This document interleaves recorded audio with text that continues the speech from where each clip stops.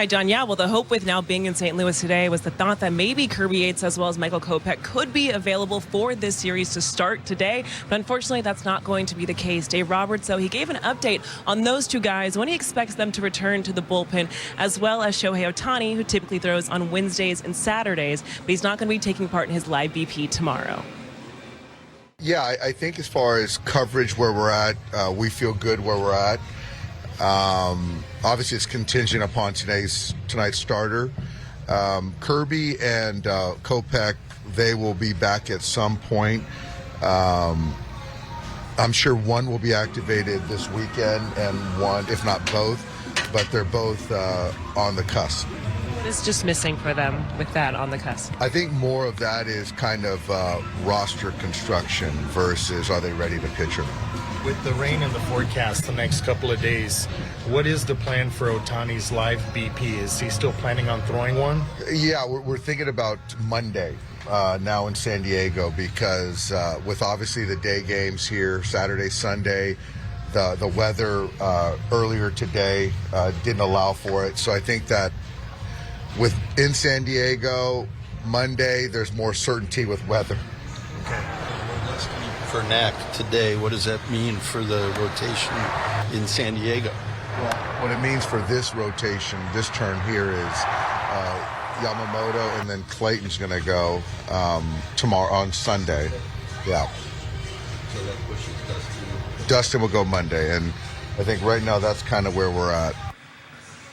So just looking at this series first and foremost, of course, Justin Robleski has been activated and will have the start today. The hope for him is to go out there and pitch and be efficient and kind of start things off early. Then tomorrow, Yoshinobu will have the start. And then on Sunday, now it's going to be Clayton Kershaw with Dustin May being pushed to on Monday against the Padres. So for Clayton, it's not a day shorter per se. It's just he's going to be throwing on 4 days of rest as compared to 5. Looking ahead, especially when it comes to the bullpen arms, as much as reinforcements are on the way, they will be here soon. It does sound like whether it's Kirby Yates or Michael Kopech, one of the two will be activated in this series, and then the next one will be in San Diego. But for the most part, guys are getting healthier, working their way back, because even in San Diego, it's not just going to be Shohei Ohtani who's going to be throwing in his live bullpen likely on Monday. We should also be seeing Blake Snell and then also potentially Tyler Glass now, guys. Hi, John. Well, it's no secret. This is a very special return for Tommy Edman. It's the place where he started his major league career. It's the place that a lot of the Dodgers front office had some eyes on him. We're always impressed with what he was able to do on the field. But talking to the guys, they always say he's the player who does all of the little things right. Of course, I asked Dave Roberts what he remembers for Tommy when he was with the Cardinals and what always stood about him to him for wanting to manage him. I wouldn't say there's a moment. It's just more of how he went about the game. You know, you see him all over the diamond. It seemed like, you know, we only played these guys 6 or 7 times a year, but you still watch games on TV, and it seems like he's the guy that was always in the right place, did the right things, switched bat. For me personally, he was a San Diego guy, so I thought a little bit, I looked at him a little bit more closely. And that's always a guy that you always wish that you could manage. So he's always been on my radar, too. Do you have a sense of what coming back here is going to be like for him emotionally?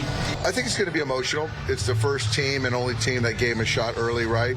Broke in with these guys. A lot of friends with the coaches, still friends with coaches, players. I'm sure the fans appreciate him, as these fans appreciate every player. I think it's going to be somewhat emotional. It's going to be great. With talking to Tommy, he did admit, he said he wasn't sure what the emotions are going to be like, but he can tell us that this is a way to just say hello and goodbye to all of the people that he played with for so long. If you remember when he was traded to the Dodgers, it happened to be when he was on the IL. So he didn't really get that chance to say goodbye to the people in the organization here at the Cardinals. So for him today, it was a little bit different coming into Busch Stadium in the sense of it's the same entrance that the home team comes on, but of course now going to the visiting side, to that clubhouse, understanding where the visiting cages are, all of those things. So he did say it's a little bit different, but he's excited to get out there and kind of have that warm welcome from the fans back here, guys. Thank you, John. Welcome to soupy and soggy St. Louis. The tarp is still out at Busch Stadium. The Dodgers and Cardinals building the anticipation for Game 1 of this 3-game set between these two storied franchises. Say hello from the booth, shall we? Alongside the Bulldog, Oral Hershiser, I'm Stephen Nelson. Kirsten Watson has been up here during the pregame Oral because down there it's a little wet right now. Let's tell the people what we know. And that's nothing. We don't know anything. We don't even know when first pitch is going to happen. We know we'll be here when it is eventually thrown. When it is thrown, it'll be by Sonny Gray, veteran starter for the Cardinals, and then Justin Robleski, a youngster still trying to find his legs for the Dodgers. Yeah, you're looking at one side where Sonny Gray's having a very, very good year, and his sweeper is his main pitch, and he's been the ace of this Cardinal staff. It's really a surprising year for the Cardinals. They're a very good team right now, and their offense is not a home run hitting offense, but it's a singles and kind of pass the baton kind of offense. And then on this side, Robleski, he needs to have a good outing. It's been tough for him in AAA. It's been tough at the big league level. The only good thing he can look back on is his last 5 innings in the big leagues have been scoreless, and that feels good. But his last outing in AAA, it was kind of a rough one. Another positive that Robleski can draw upon was last year he picked up his first major league win in this ballpark against the Cardinals. Of course, that was last August. Again, it is a rain delay for the Dodgers and Cardinals here on a wet Friday night in St. Louis. We're going to step aside for a moment. Hopefully, it's going to be a quick delay, and we will see you shortly for the first pitch on Sportsnet LA. The gateway to the West, the Dodgers have come from the West to visit St. Louis and the Cardinals for a 3-game weekend series. Let's show you the Dodgers batting order presented by your Southern California helpful Honda dealers. Shohei Ohtani, Mookie Betts, and Freddie Freeman, the MVP triumvirate leading off. Teoscar Hernandez will clean up and right. Max Muncy, who is scorching hot right now, batting 5th at the hot corner. Andy Pages patrolling center field. And then the final 3, Michael Conforto in left. Tommy Edman, his first game against the St. Louis Cardinals, batting 8th. And then Dalton Rushing, the rookie catcher, to round things out. Number 40, Wilson Contreras. Game was scheduled to begin at 7:15 local time, 5:15 back in Los Angeles. Rain delay happened, and it pushed first pitch back. But you know what? I guess closer to an LA start time if you're trying to spin it for the Dodgers.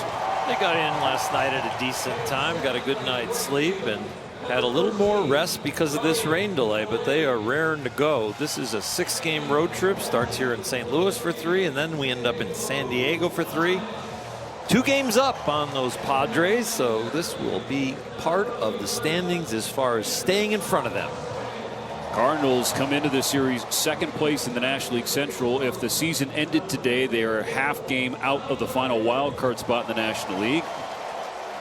And with that 3-game set at Petco Park looming, the Dodgers cannot and will not overlook a surprising Cardinal bunch here in 2025. Could be a very interesting first inning, Stephen. The Dodgers have had 17 home runs and scored 51 times. And so Sonny Gray struggles in the first inning. We'll see what Ohtani has for him. Well, last August when we were here together, Oral, Shohei Ohtani, after getting punched out a couple of times, came up again against Gray, an 0-0 curveball. And he banged it into the bullpen in right field to break a scoreless tie. Gray now out on the mound, getting ready for his start. His 13th of the year, his ERA at 3.65. Really, you take away a clunker on the road in Philadelphia. He has been terrific. He has been win day for St. Louis. He really has, and they've given him plenty of run support, one of the top in the league, but he has pitched very well also. His arsenal is one that is going to be a lot of spin. He is looking for chase.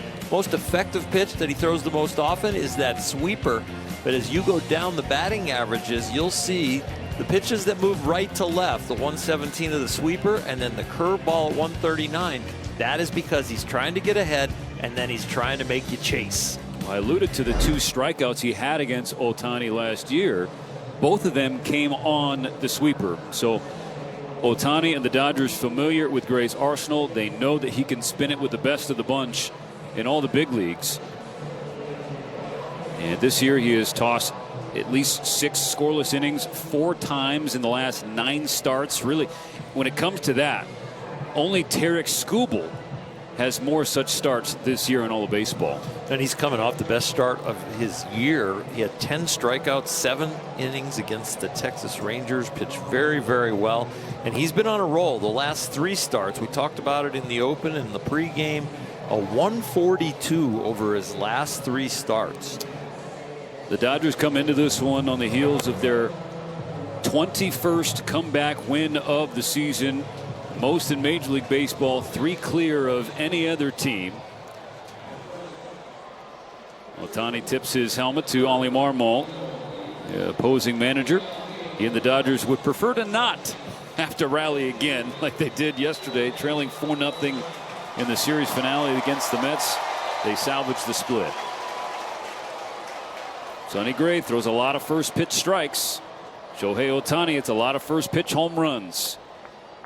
Now the first pitch of the ball game is taken in the heart for a strike. Back-to-back multi-hit games for Shohei. Average up to 295 on the season. Best slugging percentage in all the National League. Hit on the ground to second. It hits the chest of Donovan, but he recovers in time to make the play. Back with Shohei Ohtani at the plate. Many people know he is quite the prankster, and there has been a back and forth now for the last, 2 years between him and Dave Roberts when it comes to a toy Porsche. And so Dave Roberts decided it's time to move on to the next generation. So he surprised Shohei with a new pink Porsche for his daughter. So for Mamiko and Shohei's newborn daughter, she's got a nice new ride waiting for her. But I must say, so far, Ashley Kelly, Joe Kelly's wife, is the only one who's gotten a real Porsche. So shout out to her.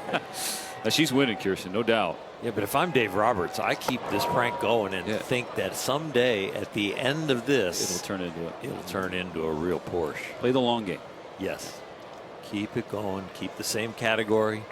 I'll take Porsche for 800.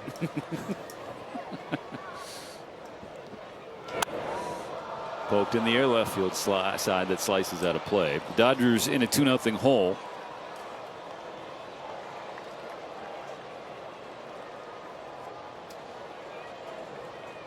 They are 0 for 4 the first couple innings with runners in scoring position. So the Dodgers have had chances to break through, but could not against Gray. And then Pedro Pajes keyed in on a first pitch from Robleski. Took it over the Dodger bullpen and left. The 1-2. That's a rocket into right field for a leadoff base hit.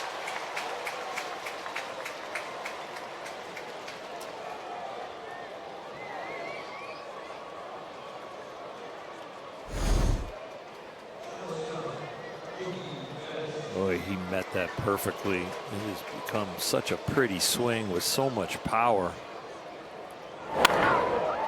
When it comes to fastballs or breaking balls, his average is near 350. It's the changeups that have gotten Ohtani. 6月7日、日本時間、雨に濡れたセントルイスのブッシュスタジアム。メジャーリーグの強豪ドジャースと名門カージナルスが激突する注目の3連戦。その直前の現場はまさに嵐の前の静けさを感じさせる緊張感に包まれていた。だが、この日最大の話題は試合前のブルペン調整に臨む予定だった。我らがスーパースター、大谷翔平の動向だった。ドジャースのエース、大谷翔平は通常水曜日と土曜日にブルペン投球を行うが、あいにくの悪天候とデーゲームのスケジュール変更により、この日の調整を断念。代替案として月曜日、サンディエゴでの実施が決定された。関係者によると、この措置は万全な状態で調整させたいというチームの辛抱遠慮が込められているという。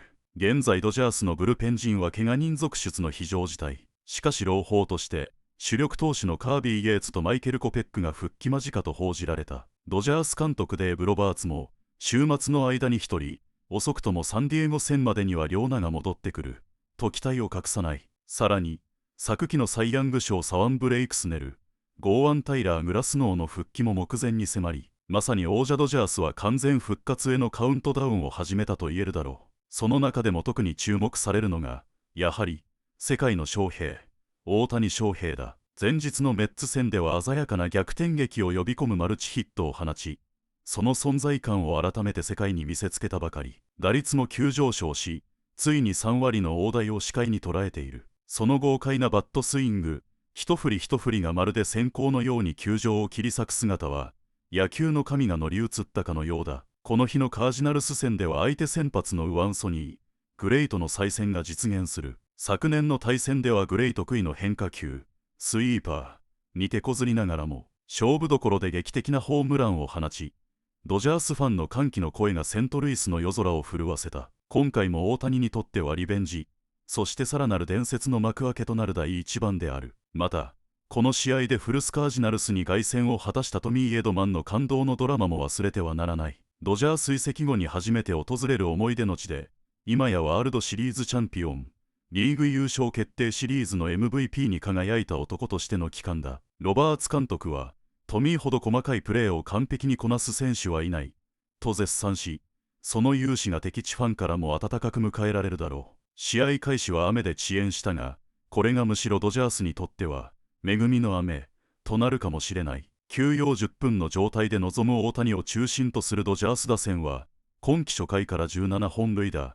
51得点と圧倒的な破壊力を誇る。試合が始まれば、初球から一気呵成に攻め立てて、カージナルス投手陣を打ち砕くに違いない。雨雲の向こうには、大谷のさらなる伝説が待っている。彼が立つ打席には、野球ファンのみならず、全世界の視線が注がれる。さあ、次の一振りに注目せよ。さらに詳しい試合の模様や大谷翔平の活躍は、次回の速報動画でもお届けする。チャンネル登録と通知のオンをお忘れなく。